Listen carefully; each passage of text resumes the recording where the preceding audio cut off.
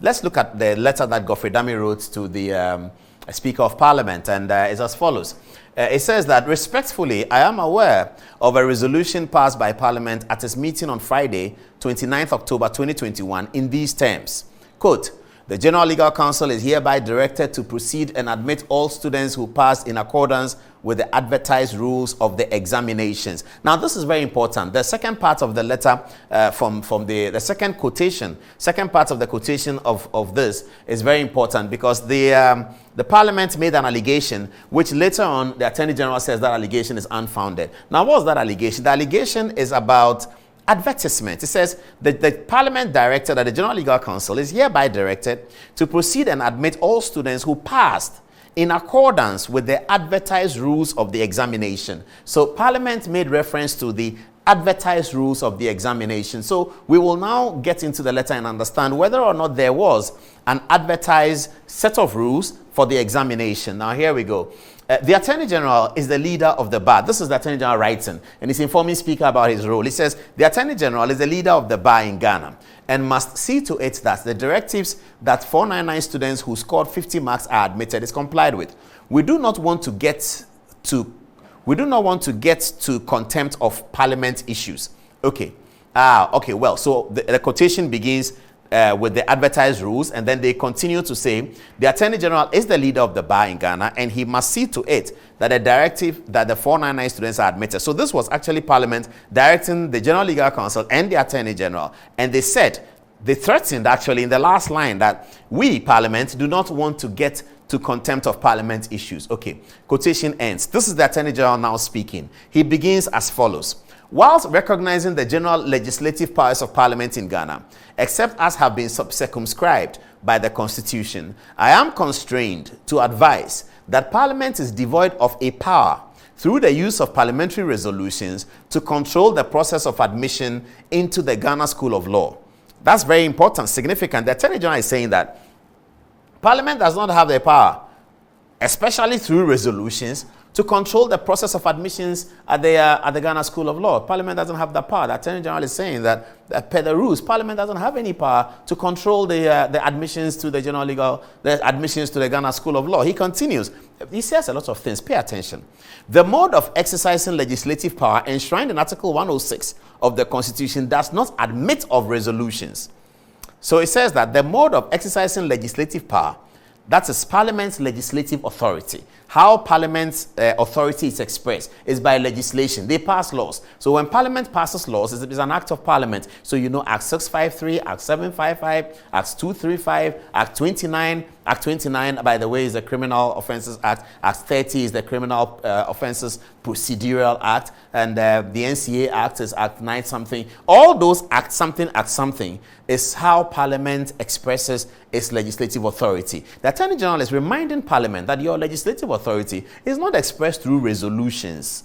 You don't pass a resolution and say we've passed a resolution that something be done, a law be applied. You can't pass a resolution for a law. You can pass a resolution for procedures in Parliament. You can pass a resolution to make some decisions. But if you want to express Parliament's legislative authority over the rest of the country, you have to do it by an act of Parliament. Let's see how he says, what he says. And he advises, however, that in any case, Parliament is devoid of the power to control the General Legal Counsel. Let's see what else he says.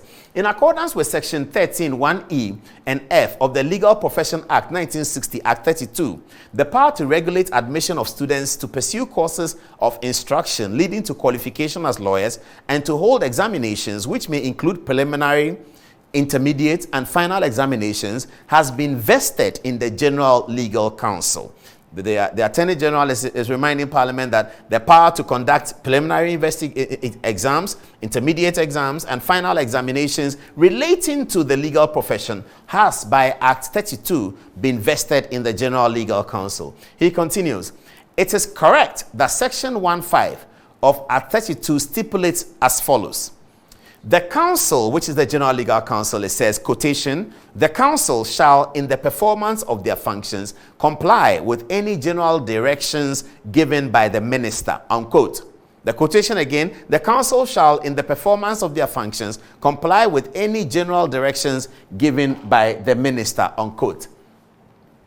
In my respectful opinion, the Attorney General says, this provision underscores the capacity of the executive and not the legislature, through the minister responsible for general legal counsel, that is, the Attorney General and Minister for Justice, to direct and advise the council on major matters of national importance. So the Attorney General is saying that under the law, the person who can control the General Legal Counsel, who can give them instructions and they shall comply under Act 32, is the Attorney General, the Minister for Justice. It's not Parliament. And therefore, the control of the General Legal Counsel, or advising the General Legal Counsel, or getting the General Legal Counsel to change their mind on policy matters, especially matters of national importance, rests with the executive arm of government and not the legislature. The executive arm of government being the executive, including the Minister for Justice, because the regulation says that the minister shall give instructions and the General Legal Counsel shall comply. Let's move on. In this regard, the Attorney General says, it is pertinent to indicate that a letter dated 18th October 2021, received at my office on 21st October 2021, in that letter, His Excellency the President forwarded the content of a petition by the 499 candidates to me for my comments in order to enable him respond.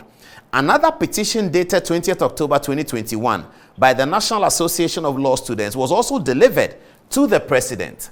Upon delivery of my comments on the matters raised in both petitions and following further consultations with my good self, by a letter dated 26th October 2021, 3 clear days before the resolution of Parliament, that letter received at my office on 27th October 2021, the President, Nana Addo Akufo-Addo, directed me, pursuant to Section 1(5) of Act 32, to make the necessary intervention to the General Legal Counsel on behalf of the 499 students to address the issue. And that's a big story in there. That's a big story in there. The Attorney General is alerting the Speaker and therefore the general public that he is in receipt of a letter from the President's office on the 27th of October in which the President is telling him, and he makes a quotation, that he, pursuant to Act 32, Section 1(5) thereof, to make the necessary intervention to the General Legal Counsel on behalf of the 499 students. Now, Section 1(5) of Act 32 is that which says that in their workings, the council shall take direction from the minister and the council shall comply. So he's saying the president had already written to him. When the president received the petition, he wrote to him and said, Mr. Attorney General, you have the power to intervene. Can you go ahead and make an intervention on behalf of the students to the General Legal Counsel? That letter, he said, he has received it on 27th October, 3 clear days before Parliament decided to do the resolution. Within the constraints of law, I am following up on the directive of the President to make the necessary interventions on behalf of the 499 students. So, it looks like there's some hope at the end of the tunnel for the students. This is interesting for them. It says, within the constraints of the law, he, the Attorney General, is following up on the directives of the President to make the necessary interventions on behalf of the students. Now, he goes on to say something very interesting. So, there's an intervention that we should be waiting for. We should be waiting for an announcement from the Attorney General about the context and the content of the intervention that he's making to the General Legal Counsel. That's what he's saying here. I don't know whether some of the media missed that anyway, because most of the headlines talk about the beginning of the story where he says Parliament doesn't have the power to do so. Yes, it's true. But he also says something significant here, that the President has asked him to make an intervention and he's going to do so within the constraints of the law. Then he says, however, be that as it may, it is imperative to correct a few erroneous impressions contained in the impugned parliamentary resolution of 29th October. So the Attorney General says that, however, there are some errors that he needs to correct in Parliament's resolution. Let's see what those errors are. Okay. 1, he says, the notice in the Daily Graphic of 14th May 2021 inviting applications from suitably qualified Ghanaians for admission into the Ghana School of Law did not state a pass mark of 50% or any at all as a basis for admission. This is very significant. The Attorney General is saying that Parliament had quoted some pre-advertised pass mark in their resolution. He's telling Parliament that you don't even understand what you were doing. You don't even know what you are talking about. Because the advertisement in the Daily Graphic that talked about law school examination did not. He says, it did not state a pass mark of 50%, nor any pass mark at all as a basis for the admission. The notice, he said, stated that applicants may be granted admission if they have passed the entrance examinations conducted by the General Legal Counsel. That's very significant because we've heard about some 50% where people say, I got 54, I didn't pass. Somebody got 51, he passed. I don't know the details. But the Attorney General is saying that the advertisement in the graphic did not talk about a pass mark. It said those who pass will be admitted. Okay. We will assume, however, that pass mark is 50%, wouldn't we? Yes, we will assume that anyway. But the law hasn't got much to do with assumptions. The law is the law. But yes, we will assume that. And that's why some people think that there's a case for the 499. They have been treated unfairly. And most likely, that's what the president is asking the Attorney General, please intervene on their behalf. Because when you say pass mark, we all think it's 50%, isn't it? Okay. Now, it goes on. The notice also did not state the manner in which a pass mark set by the General Legal Counsel would be determined. He says the notice did not state how a pass mark will be determined, because we are hearing today that the pass mark is 50 in section 1, 25 in section 1, 25 in section 2 to make 50, and that's how you pass. If you do more in section 1 and do less in section 2 and you do less than 25 each way, you don't pass. You have to get 25 of each. That's what we are hearing. But the Attorney General is making allusions to something like that. He says that a notice did not state the manner in which a pass mark set by the council will be determined. He goes on. It is clear, therefore, that a contention that the originally announced or advertised pass mark was 50% is erroneous and insupportable. Very interesting. Attorney General is saying that the so-called 50% that everybody is talking about is erroneous and it cannot be supported. Okay, let's move on. Number 2, he says, insofar as any matter bordering on the pass mark is concerned, the notice in the Daily Graphic stated as follows. He goes on. The admission process is as follows. A, the General Legal Counsel determines the number of candidates to be admitted to the professional law course for the academic year.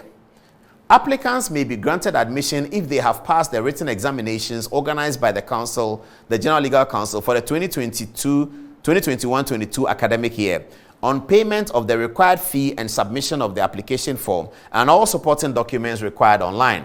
Eligible candidates who attain the minimum threshold mark set by the General Legal Counsel will be offered admission for the 2021-2022 academic year to pursue the professional law course. This is important. It says eligible candidates. The council did not disclose who the eligible candidates are or how they come to that conclusion. All right, let's move on. The Ghana General Legal Council's notice was hinged on section 13(1)(e) and F of the Legal Profession Act at 32, which empowered the General Legal Counsel to regulate admissions of students to pursue courses of instruction leading to the qualification as lawyers, and to hold examinations which may include preliminary, intermediate, and final examinations. I hope, the Attorney General says, the contents hereof clarify the limits of the powers of Parliament in the matter of regulation of admission into law school, the Ghana School of Law. Please accept the assurances of my highest consideration. That's written by Godfrey Adami, the learned Attorney General. As I said, we're showing you that today. On Thursday, we'll get into the details